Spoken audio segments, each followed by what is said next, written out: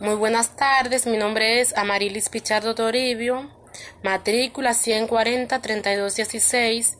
Estoy cursando la carrera de Educación Básica en la Facultad de Ciencias de la Educación de la Universidad Autónoma de Santo Domingo. Esta es la asignatura Historia de la Educación Universal y Dominicana. Estaré hablando sobre la unidad 4, la problemática educativa en la edad moderna y contemporánea, el Renacimiento y humanismo y escuela socialista. Le hablaré ahora un poco sobre la historia de la educación en la edad moderna. En el sentido del concepto edad moderna, tiene relación con las ideas humanistas, quienes consideran portadores y promotores de una nueva mentalidad, lo moderno, lo que estaba de moda, lo actual, opuesta y enfrentada con la mentalidad medieval que juzgaban anular y deseaban reemplazar. La Edad Moderna abarca 3 siglos de la historia de Occidente, en el siglo XVI, XVII y XVIII, que corresponde con una sociedad y una cultura de perfiles bien definidos, opuestos con frecuencia a los rasgos básicos del mundo actual. Las fechas del comienzo y el final de la Edad Moderna son difíciles de fijar y varían ligeramente de unos países europeos a otros. Habitualmente se sitúa al inicio de los tiempos modernos en la conquista de Constantinopla por parte de los turcos 1453 y en el descubrimiento de América 1492. La Edad Moderna, estrechamente el proceso de modernización de la sociedad europea, se encuentra la burguesía, un grupo social en ascenso ya durante la baja edad media, llamada a desempeñar un papel de singular importancia en la historia de Occidente. Este último supone debilitar uno de los principios básicos de la historia de la orden política, en el cual el estatus social ya no se hereda y se conserva de modo automático, sino que es necesario adquirirlo y en su caso mantenerlo. La educación se convierte por eso cada vez más en una vía e instrumento de ascenso social. La educación en el Renacimiento. La educación en esta época coincidió con la difusión de los nuevos valores surgidos de la vuelta, la tradición grecolatina. La nueva visión del rol del ser humano orientado a cumplir sus fines, no solo en el más allá, sino también en el mundo terrenal, lo impulsó conocimiento matemático, filosófico, histórico, geográfico, científico, artístico y sin descuidar la educación física. Mente y cuerpo en el desarrollo fueron el objetivo de esa concepción racional, libre y humanística de la enseñanza-aprendizaje, que se facilitó con la invención de la imprenta. Las mujeres comenzaron a ser tomadas en cuenta en la educación formal. Sin embargo, la estructura seguía siendo la del sistema medieval, predominando la enseñanza del latín y la necesidad de formar sacerdotes, aunque en la enseñanza superior comenzó a estudiarse el griego. Siguió la clásica división del trivium, que incluía retórica, gramática y dialéctica, y el quadrivium, aritmética, astronomía, geometría y música. Origen y evolución del humanismo pedagógico.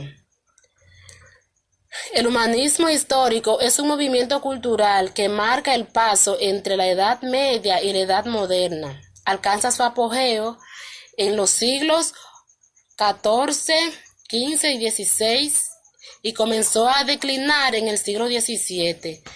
Son raíces medievales que anuncian el nacimiento del humanismo renacentista, uno cuyos mayores manifiestos es la obra de Lorenzo Valla, La elegancia de la lengua latina. Valla es el iniciador de una corriente filosófica que enfatiza el lugar del lenguaje en la formación, la lengua y sobre todo la lengua de cultura latina. Es el instrumento de comunicación, la clave del conocimiento y la manifestación más acabada de la perfección humana.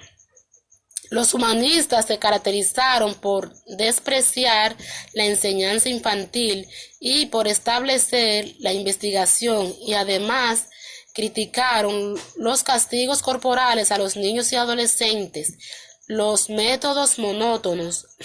Demóstenes enseñaba que el estudio se adecuara con el entretenimiento mediante el juego didáctico.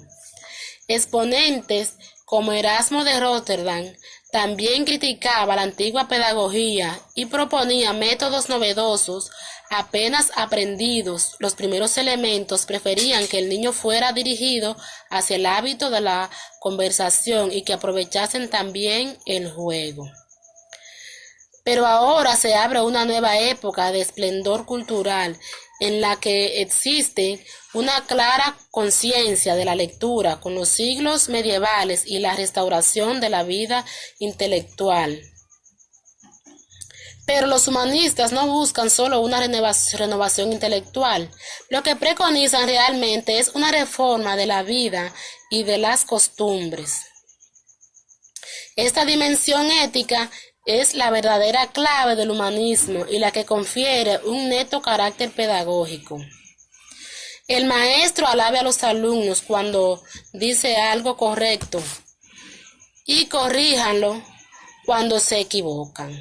Así los habituará a discurrir con la máxima atención y cuidado y atenderá mejor el receptor cuando les hable. Los humanistas crearon sus propios espacios educativos, que serían las academias. En las academias los humanistas compraban y traducían textos antiguos, los interpretaban y escribían sus propias obras e interpretaciones y traducciones comentadas a los clásicos.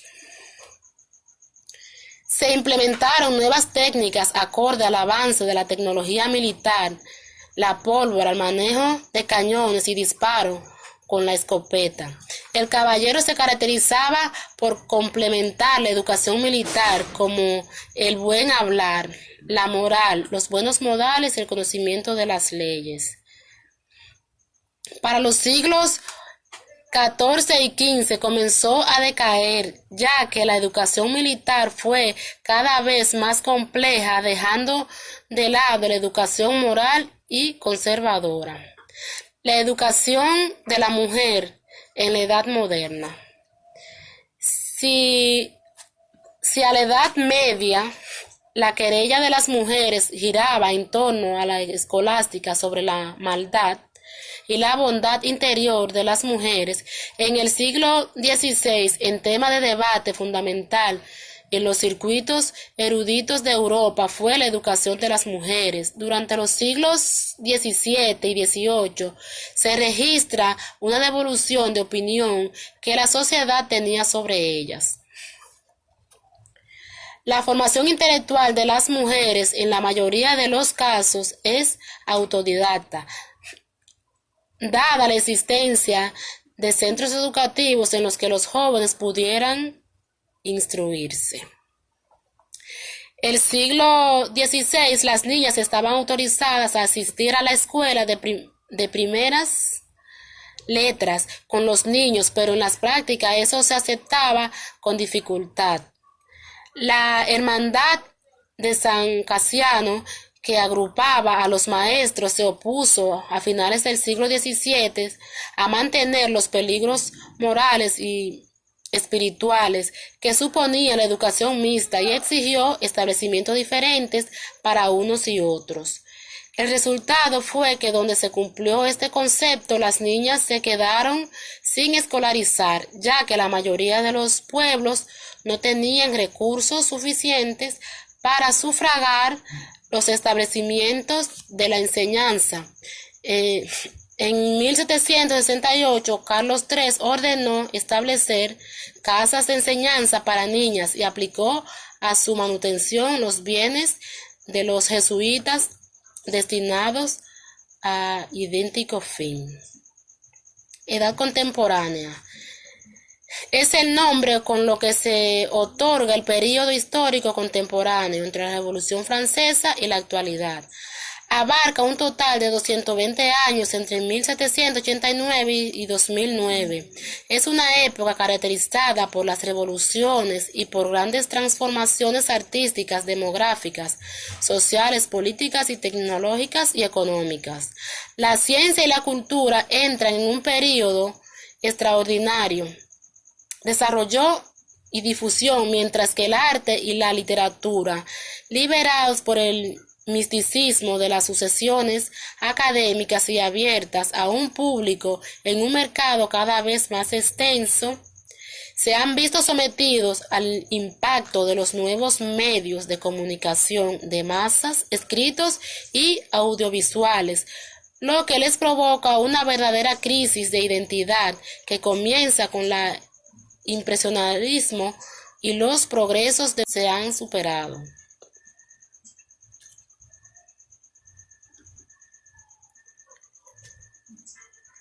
Características de la educación en el siglo XX. La característica común del siglo XX con respecto a la educación es democratización de la misma y de la enseñanza entendida por países europeos y americanos especialmente, y además lleva la educación gratuita y obligatoria, no solo al nivel primario, sino también al secundario.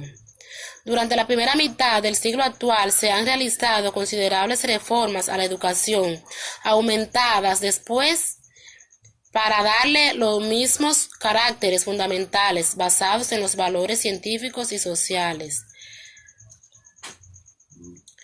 Problemática educativa contemporánea. La escuela ante los cambios socioculturales. Los procesos del cambio de los últimos 30 años en el mundo del trabajo, de las reedificaciones del lugar, del Estado y de lo público y lo privado, la preeminencia del mercado, los cambios tecnológicos y comunicacionales y también de las importantes reestructuraciones en las relaciones sociales en las que identidades y en el conjunto que caracterizaron la modernidad, entre ellas y en particular la escuela. Uno de los procesos centrales de esta transformación es la pérdida de los soportes colectivos, lo que ha dado a los procesos denominados individualización de lo social.